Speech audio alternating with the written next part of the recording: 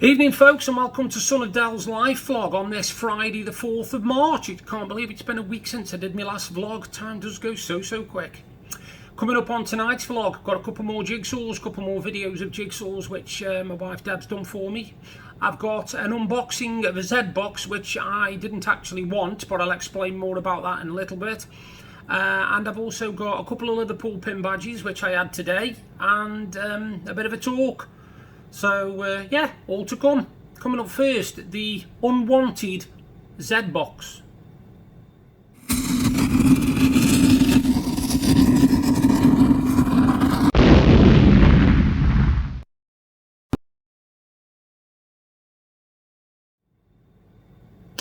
Hey up folks, here we go. We've got a Zed Box now. The story behind this is that in January this year, I got in touch with Xavi and told them, I think you remember it on my vlog, I told them I did not want another Zed Box. So anyway, go forward to the beginning of February and they took some money out of my bank, and I got in touch with them and they said, look, sorry, we've miscalculated. We can either send you, what we'll do, we'll probably send you the box for this month and then cancel it all. I said, right, that's fine, as long as it's all cancelled. I said, I don't want any more Zed Boxes and no more money. Thought nothing of it. Anyway, the 27th of February, or the 28th, parcel arrived, and it was me Zed Box for February just gone, which I didn't want in the first place, but I thought, okay, fair enough, I'll have it because, you know, they haven't refunded me the money. Thought nothing of it. Anyway, 1st of March, I went on to my bank. They took another payment for another monthly box out. So anyway, I was fuming at this point because literally they're taking money out of my account without having my permission, so they're committing fraud.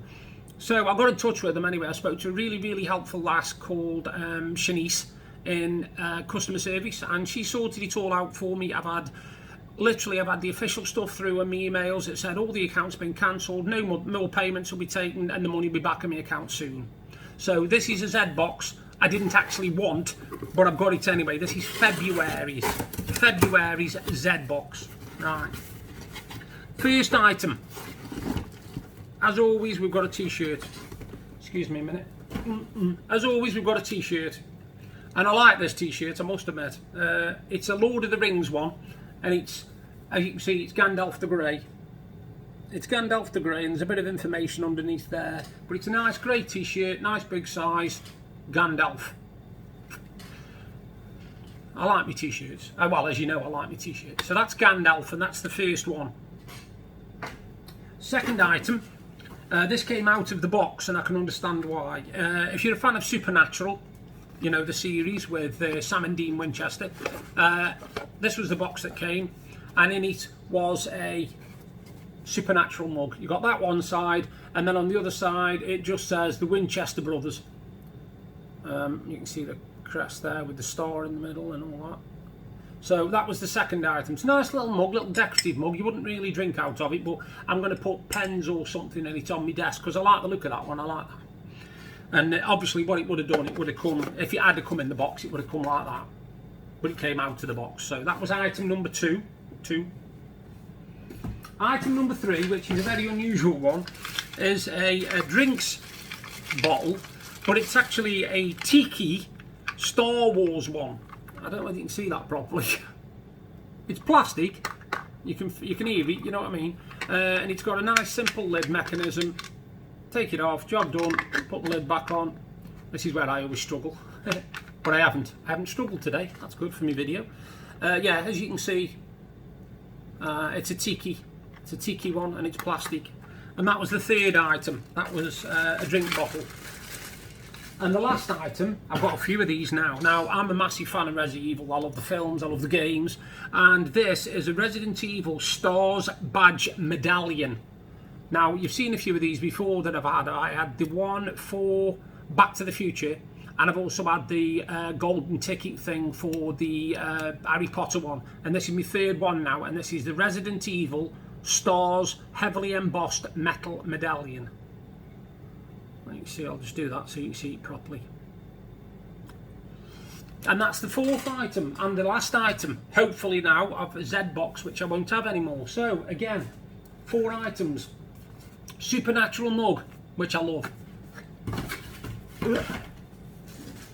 Tiki drink bottle, which I don't know whether I'll ever use that, but it's pretty cool. I might find somebody who can use that. Third item, Gandalf the Grey t-shirt. And I love that because, like I said, big fan of Lord of the Rings. I'm more a fan of Lord of the Rings than I am Star Wars. And then the fourth item, the Resident Evil heavy metal embossed medallion. Now I know that they are 20 to 25 quid each, so I know the value of this box isn't too bad at all. It's about £50, 50 or £60, and it was £16.99, so it's not a bad value box. But that hopefully is my last Zed box, and it is the February Zed box.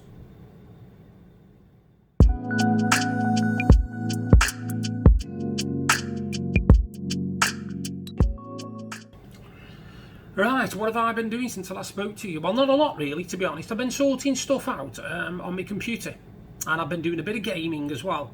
And I've also been doing jigsaws, as you're going to see in a minute, because my jigsaw gala will be coming up after I've just had a little bit of a chat. But yeah, it's been a quiet week, and the weather has been absolutely strange. We've had horrible weather one day, then nice, then horrible, then nice, then horrible, then nice. It's literally a day of bad weather, day of good, day of bad, day of good. And because it's been like that, we haven't been able to do much. You know, we haven't been able. I mean, obviously it's only March, so we don't expect to be sitting out on the decking yet. But that time is coming really, really close now. It won't be long now before we can sit out on the decking, which will be good. But what we have done this week is, like I said, we've basically done some bits and bobs in the house. Deb's been very busy doing crafting and baking and all sorts of stuff. I've been mainly doing my surveys.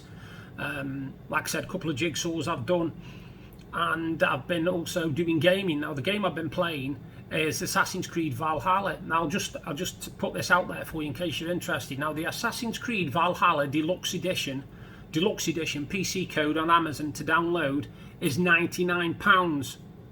I went on to CDKeys.com, and I got the Assassin's Creed Valhalla Deluxe Edition download for £37.99.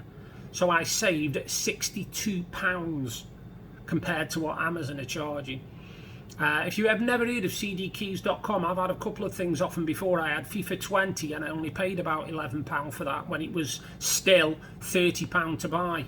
They're really good. They have some absolutely fantastic deals on there, and they're always undercut Amazon, I'll tell you that now. And they're called CD, which obviously letters CD and then KEYS.com, CDKeys.com, and they have some fantastic games on there, well worth the money. So I downloaded this game, Assassin's Creed Valhalla, and it was the deluxe edition. So it was 112 gigabytes, which is a massive amount on your hard drive, trust me.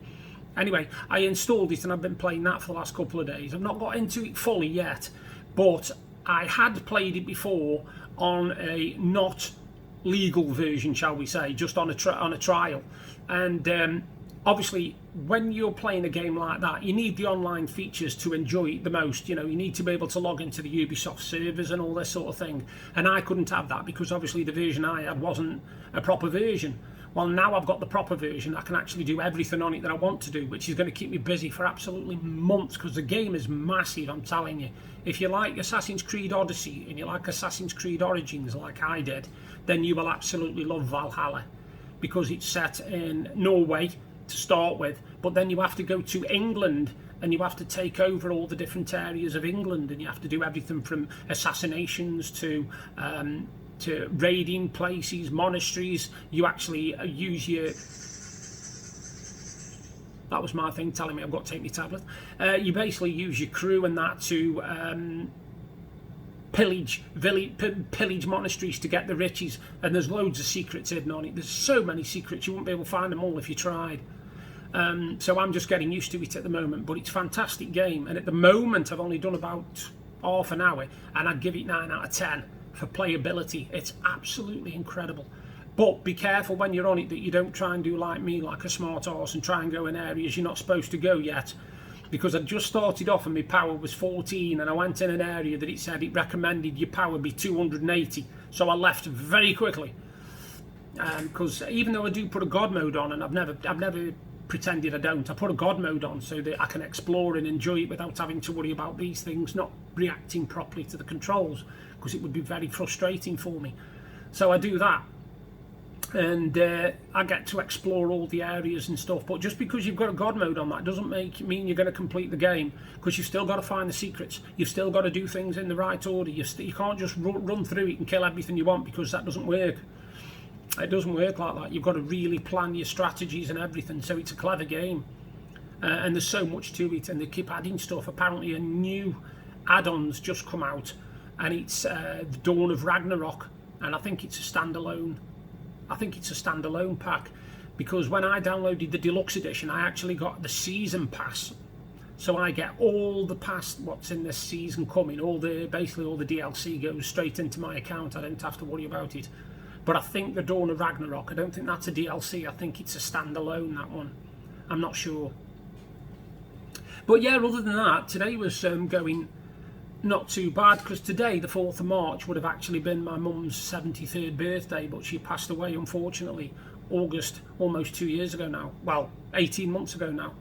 And this day has got mixed emotions for me, because as well as it being would have been my mum's 73rd, it's also my sister Mandy's 52nd birthday, because they actually have got the birth dates on the same date.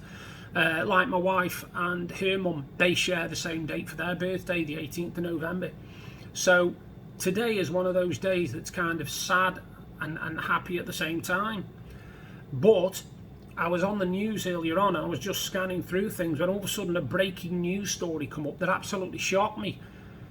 Now, when I was a young lad, I used to play cricket a lot, cricket and football. Now, I was never brilliant at either of them, but I used to love cricket, and I used to be a spin bowler, because I was never good at running, you see, so I couldn't do the run up half a mile in order to bowl a fast bowl, so I used to do spinning, and I was a good spinner. I was a really good spinner, and my hero at that time, in the 90s and stuff, was a guy called Shane Warne. Now, Shane Warne he's Australian, brilliant spin bowler. He could get the ball turn at ridiculous angles and ridiculous degrees, and the shot that came up was that unfortunately he's been found dead today, age 52. Initial things say that it looks like he had a heart attack in his sleep and he's died, and it's absolutely shocked me, because this was a guy who was fit and healthy. He was a cricketer, and it's just bizarre that how fragile life is, that you can just go up to bed and not know that you're ever going to wake up the next morning, and it makes you bloody appreciate when you do wake up in the morning. Trust me. Yeah, it's just bizarre. Now, on a good lighter note, of course, this week's been brilliant for me, because I'm a massive Liverpool fan, and Liverpool beat Chelsea in the cup. On Sunday it went to penalties, and Liverpool won 11-10 after the Chelsea keeper took their penalty and blasted it over the bar. That was after our keeper had scored his penalty. But all the penalties were brilliant penalties, they really were. Nobody deserved to lose it, but unfortunately they did, and like I said, fortunately for me, Liverpool won. And then 4 days after that, we played Norwich in the FA Cup, and we beat them 2-1. So at the moment we're still in the Premier League race. We've won the Carling Cup, or as I used to call it, the Mickey Mouse Cup. We're in the FA Cup quarter-finals, and we're in the second round at the moment of the Champions League, where we lead Inter Milan 2-0. So it's mad. It's good times for Liverpool. It really is. Anyway, on that note, have a look at the jigsaws which I've done this week. There's only a couple of them, but enjoy.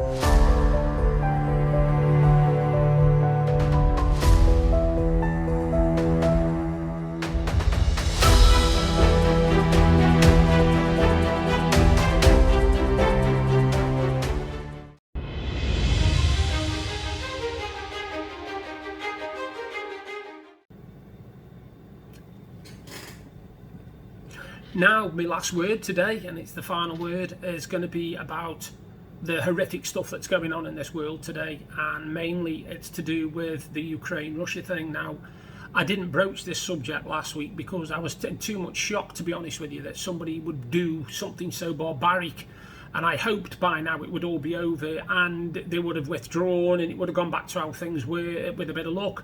But unfortunately, it's not happened like that. Now, I understand that people have to fight to protect their country. That's a given. If somebody tried to invade England and they said to me, look, you've got to fight, then I'd have to. I've got no choice, you know. And protecting your country and protecting what you love is the most important thing. So I can understand when this happens. What I cannot understand is when a nation decides that it's going to invade another nation for no reason whatsoever, other than the leader of that nation wants to, how can I put this, prove he's got bigger missiles than everybody else.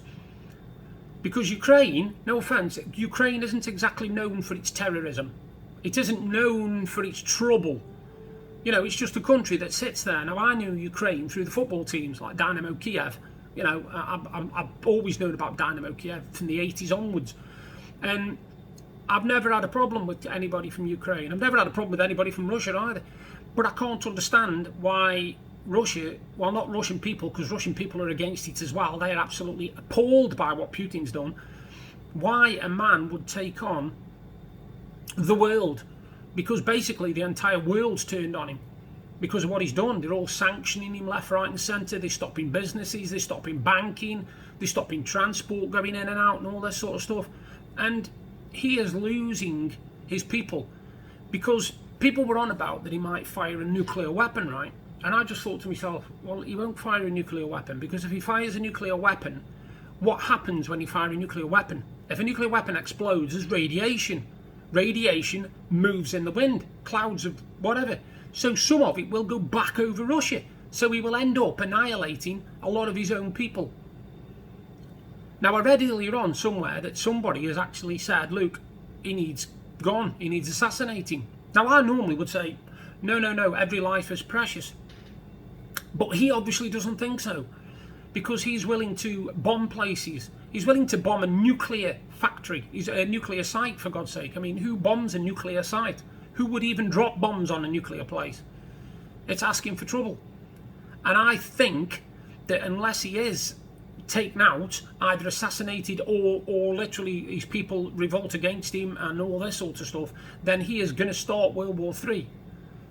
And I think we've got enough on our plates with what's just happened with COVID and everything. And it's not been the best couple of years for my family, to be honest with you. We've lost people left, right and centre, and people have been ill. People have been on the deathbeds. And it's not been easy.